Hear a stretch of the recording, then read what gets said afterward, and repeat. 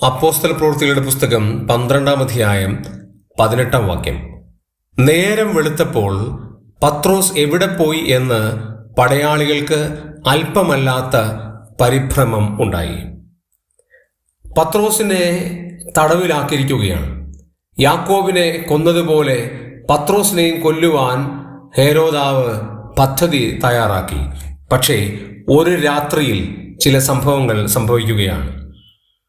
പദ്ധതി തെറ്റിപ്പോവുകയും രാത്രിയിൽ തന്നെ പത്രോസ് അവിടെ നിന്ന് രക്ഷപ്പെടുകയുമാണ്.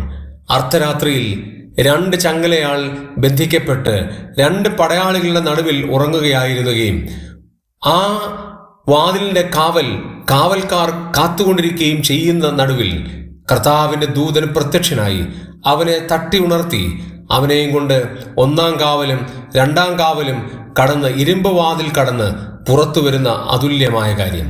ഇതെങ്ങനെ സംഭവിച്ചു എന്ന് ആർക്കും അറിയില്ല. പടയാളികൾ നോക്കിയപ്പോൾ നേരം വെളുത്തപ്പോൾ പത്രോസിനെ അവിടെ കാണാനില്ല.